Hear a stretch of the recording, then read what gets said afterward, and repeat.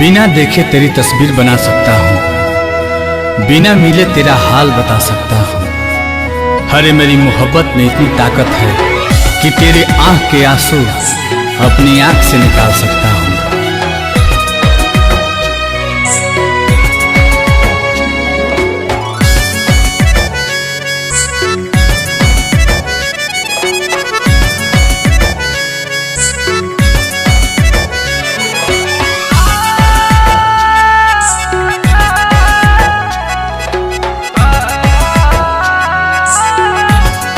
बिछड़ के कोपल तोहसे जियल बाटे गवारा हो। कह कैसे उमर भरला सनम करब गुजारा हो। रोवाता दिल बेचारा हो, होई प्यार न दोबारा हो, होई प्यार न दोबारा हो, होई प्यार न दोबारा हो, होई प्यार न दोबारा हो।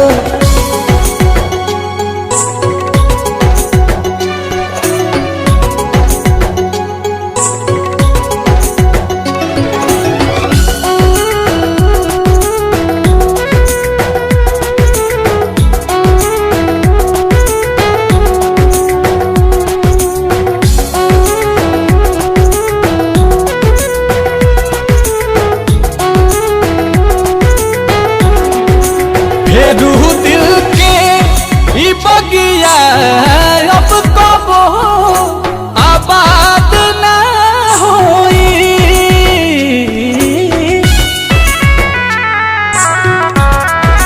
सिवा तोहरा रहे ना प्यार कबो तहरा बात ना होई। अचानक के सब खत्म भई, ना बुझ पैली सारा हो। होई प्यार न दोबारा हो, होई प्यार न दोबारा हो, होई प्यार न दोबारा हो, होई प्यार न दोबारा हो।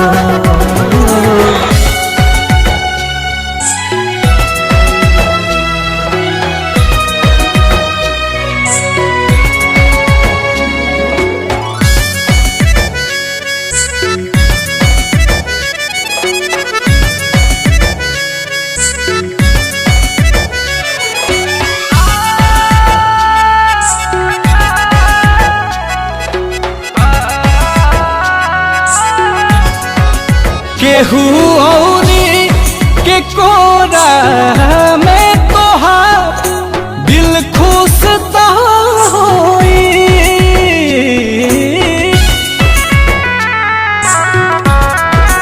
बाकी नील कमल के कमी तोहे महसूस तो होई। नजर के सामने आंसू के ना पैबू नजारा हो। होई प्यार न दोबारा हो, होई प्यार न दोबारा हो,